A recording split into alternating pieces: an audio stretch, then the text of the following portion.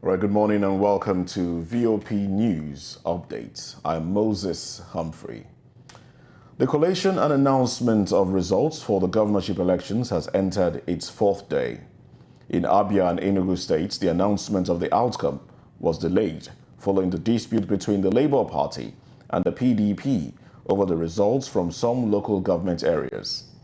INEC said it was resolving the issues by suspending further collation of the governorship election results pending a review of the process of the contentious balloting in some parts of two states.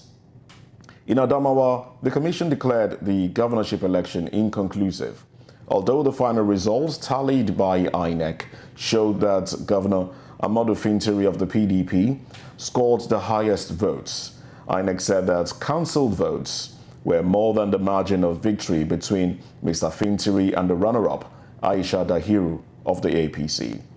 A new date will be fixed for rerun elections in areas where elections could not hold in the state. At the end of the official tally of results, Mr. Fintiri defeated Mrs. Dahiru, popularly called Binani, with a margin of over 30,000 votes. The incumbent governor scored 421,524 votes, while Mrs. Dahiru scored 390,275 votes. Mr. Fintiri also won the election in 13 of Adamawa's 21 local government areas, while Binani won in the remaining 8. The secretary to the government of the Federation has disowned a fake Twitter account credited to his name. Boss Mustafa made the denunciation after a yet-to-be-identified operator of the account used his name to utter appalling statements against the governor of Zamfara State, Bello Matawali, and the governorship candidate of the All Progressive Congress in Adamawa State, Senator Aisha Dahiru Binani. Mustafa has become the latest high-profile figure to have his name exploited for political purposes. A former registrar of the Joint Admission and Matriculation Board, JAM, is suing the Independent Corrupt Practices and Other Related Offences Commission, ICPC, for unlawful arrest. Jibu Ojeride filed a suit against ICPC at a federal high court in Abuja. He has been under investigation by the Anti-Corruption Agency since 2020. In April 2020, the ICPC secured an interim forfeiture of some of Ojeride's assets, which were said to be proceeds of crime. In March 2021, Ojeride was arrested by the ICPC for allegedly misappropriating 900 million naira.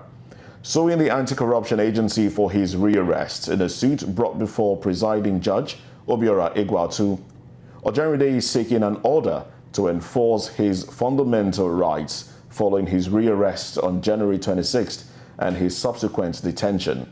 The matter, however, could not proceed due to the governorship and a state assembly elections break granted to the judges. While Ojeride's suit was adjourned until May 4 for the mention, his trial was fixed for the same date for hearing continuation. On July 6, 2021, he was in court on an 18-count charge bordering on alleged misappropriation of funds to the tune of 5.2 billion naira while in office. The agency is building its case on the discovery of two accounts opened in the names of Trillium Learning Center Limited and Sapati International Schools Limited, into which funds were reportedly diverted using fictitious names of students. The Sultan of Sokoto has asked Muslims to look out for the new moon, signaling the beginning of Ramadan as from Wednesday. Mohammed Abubakar made the announcement in a statement issued on Monday by Zubairu Usman Ugu, Director of Administration, Nigerian Supreme Council for Islamic Affairs. Ramadan is a time for reflection when Muslims around the world observe fasting for 29 or 30 days. According to the statement, if the moon is not sighted on Wednesday, the fast will begin automatically on Saturday. The Nigerian Supreme Council for Islamic Affairs, NSCIA, under the leadership of its President General and Sultan of Sokoto, His Eminence Alhaji Muhammad Saad Abubakar, CFR, MNI, felicitates with the entire Muslim Ummah on the auspicious occasion of the forthcoming 1444 AH Ramadan fasting exercise. Council prayers that may Allah spare the life of every Muslim to witness, participate fully in the benefit maximally from the noble act of worship Ibadah, the statement read. Consequent upon the advice of the National Moon Sighting Committee, NMSC, the President General enjoins the Nigerian Muslims, Omar, to search for the crescent of Ramadan 1444 AH immediately after sunset on Wednesday, which is equivalent to the 22nd March 2022. If the crescent is sighted by Muslims of impeccable character on the said evening, then His Eminence shall declare Thursday, 23rd March 2023 as the first day of Ramadan 1444 AH. If, however, the crescent is not sighted that day, then Friday, 24th March 2023 shall automatically become the first day of Ramadan. The Islamic calendar follows the phases of the moon known as the lunar cycle, falling nearly 10 days earlier every year in the Gregorian calendar. In the foreign news, Ukraine's Ministry of Defense says it has struck down Russian caliber cruise missiles that were being transported by train in the town of Zankoy in Russian-occupied Crimea.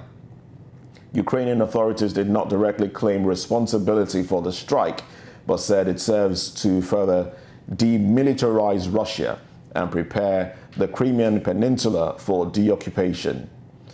Sergei Askanov, the Russian-installed head of the annexed peninsula, confirmed there was a strike and the region's air defense system was activated. Now, one person was injured and 2 buildings were damaged.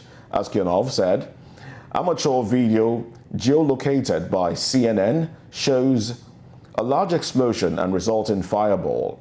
An individual is heard saying off camera, the strike hit the train station. Well, however, the video did not clearly show what had been hit, and CNN hasn't been able to confirm the exact location of the strike.